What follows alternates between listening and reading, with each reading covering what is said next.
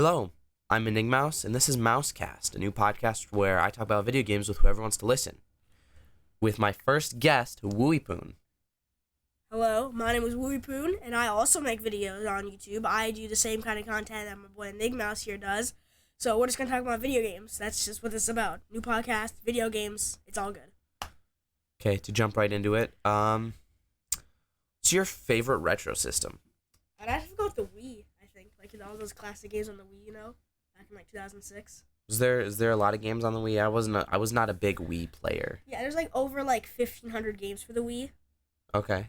Physical, and there's a lot more like digital, but the store is You could also, there was emulators, right? You could like N64.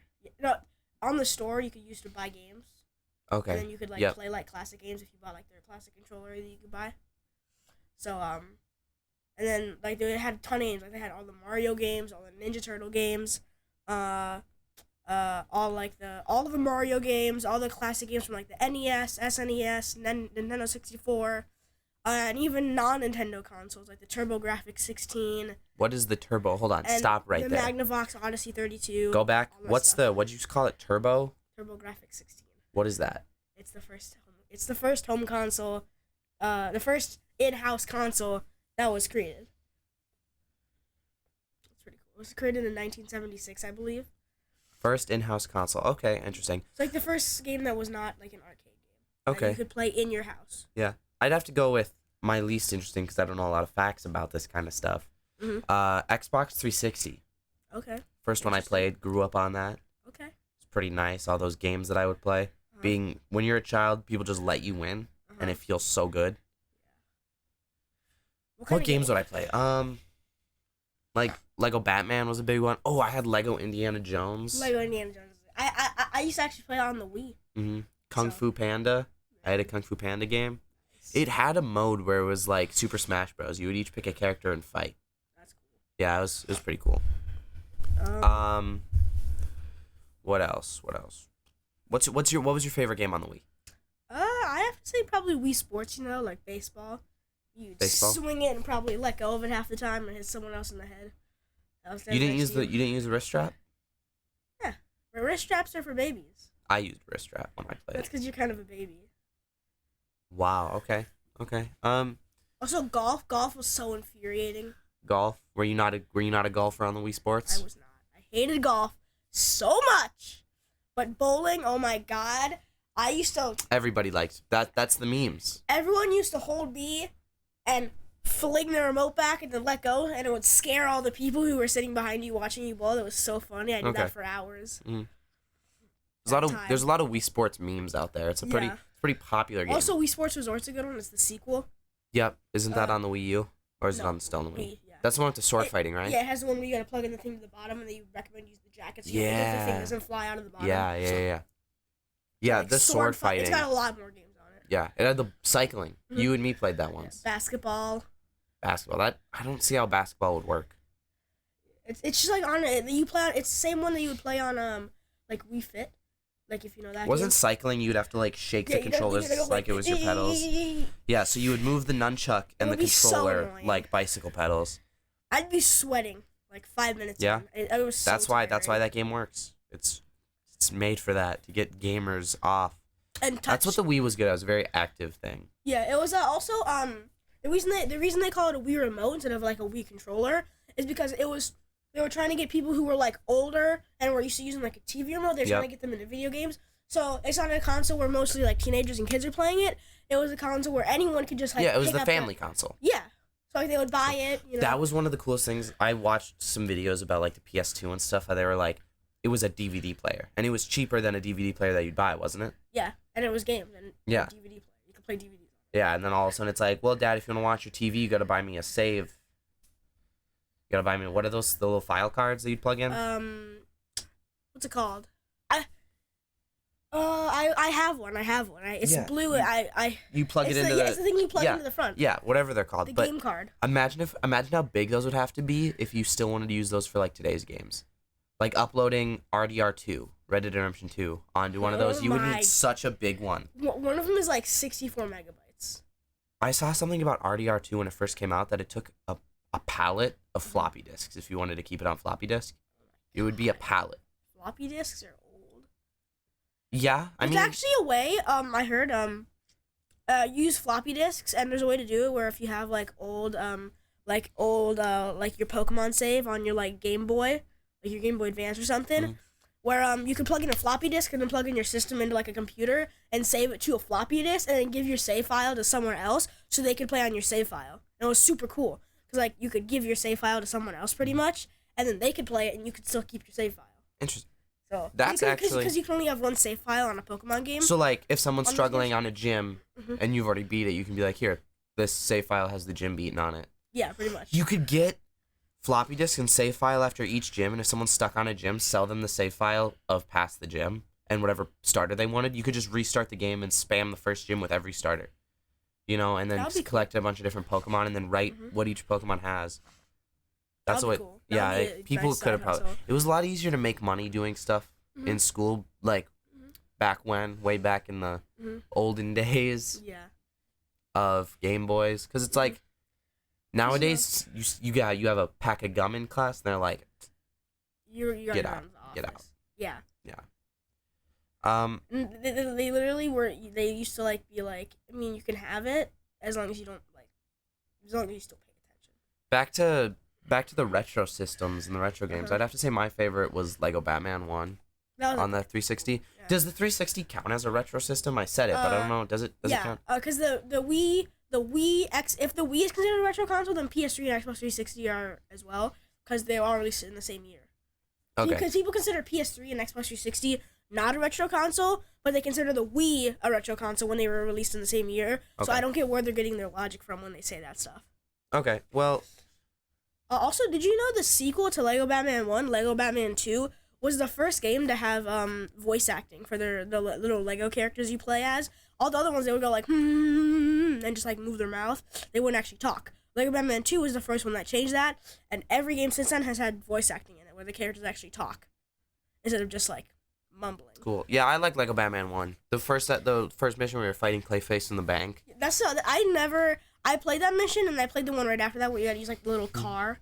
I played up until like the Mr. Freeze level. I beat the game. Did you actually know after that, after you play as like Batman and Robin, you actually get to play as villains? There's another like villain campaign that you play. In Lego Batman 1? Yeah. Yeah, I beat the game. Because you go somewhere else and you click on a certain thing and it brings you to like Joker missions.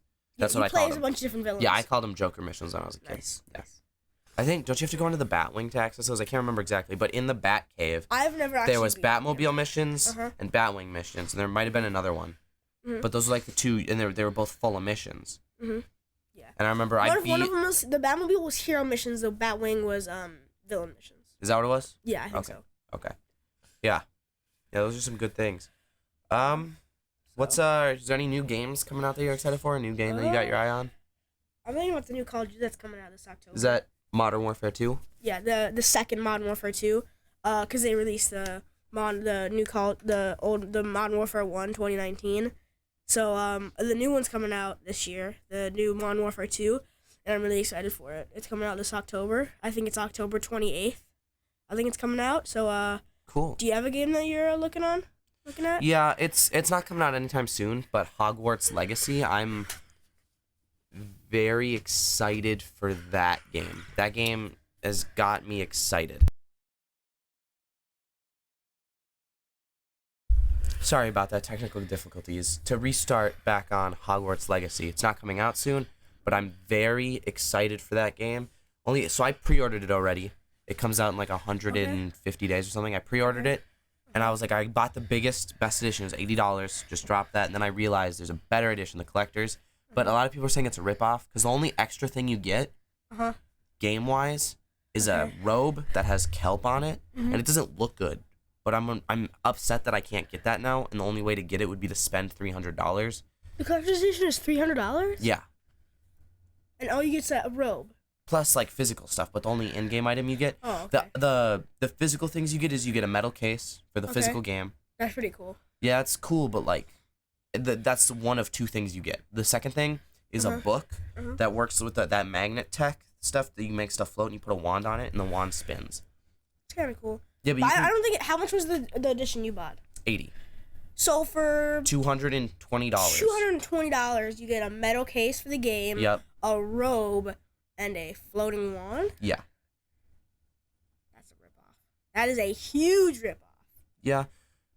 I mean, they want to make money. I don't care. I think $100. I love Harry Potter. I think like $150 would be more reasonable for that. I've read the books 9 times, dude. When I first heard this game was coming out, I loved it. What's the game you play it on your phone? I think it's called Hogwarts Mystery. Yeah. I'm going over Portkey games. That one I didn't really like because it's like you only have a certain amount of energy each day I hated that. do stuff. I played it a little bit and then I stopped because that wasn't Harry Potter to me. You know, they're just. Also, you should go for a baker's dozen amount of times to read Harry Potter. Go for a baker's dozen. Yeah, I want to get to 17 because 7 is the most powerful number in the wizarding world. Harry Potter. That's a big nerd moment. But talk about that, and it's like the other game that Portkey Games released that I know of at least is like a Candy Crush game where you drag little symbols and it explodes them and then more symbols fall down, you know, like Candy Crush. Yeah, I'm not playing that. I hate those games. I can't stand those. And the only game that's come out now that'll be Harry Potter that I can play will be, sorry about the cough, the only game that comes out now that I can play that will actually be like really what I want Harry Potter to be will be Hogwarts Legacy. I'm so excited for this. Also, one time I was just scrolling. I downloaded Candy Crush on my phone and I was scrolling through all the levels. I was scrolling for like a solid 10 minutes.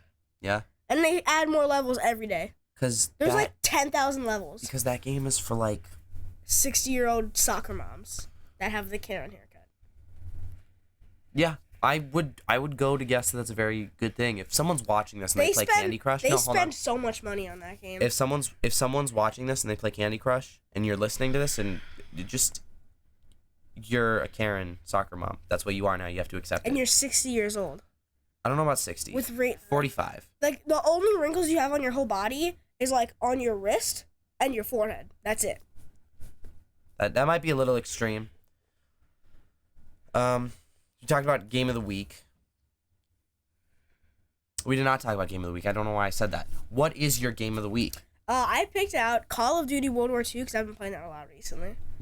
Call of Duty World War II? Yeah.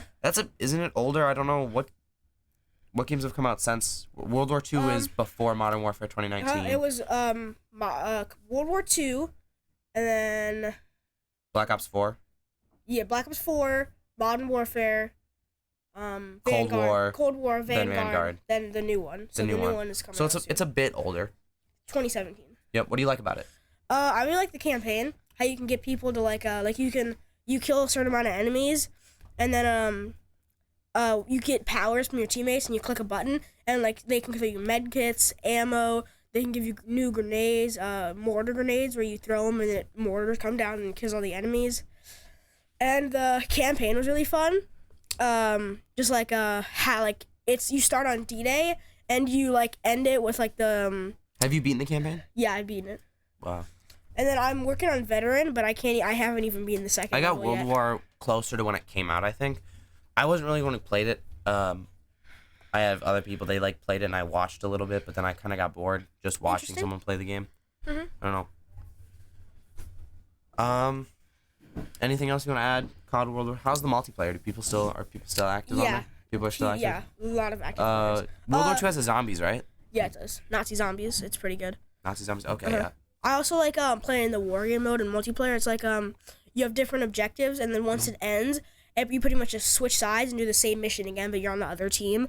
And then you do another one where it's a completely different mission next time, and you're on the other team again, and then you switch again on that same mission, and then you just keep going. And it's the same players. Like, you don't go back to the lobby at all. It just starts immediately. Like, there's no in between. You just switch stuff. Yep. The two modes. It gives you a lot of XP. The 2 modes I played the most would have been online multiplayer and zombies. But what I did even more than those in that game was I would do a local multiplayer, which is me and my little brother, and we would just 1v1, and I would put the Wanderlust perk on, where every time you press triangle, I'm a PlayStation user, every time you press triangle, you get a new weapon. I know that. Yeah, and so I would switch until I found the Claymore, and I would just charge at him with a sword until I died, and then I'd switch and be running away until I found the Claymore again. So I would die so many times. But then when I got the Claymore, I would kill him like 10 times in a row, and then he would go back and kill me 10 times while I'm trying to find it.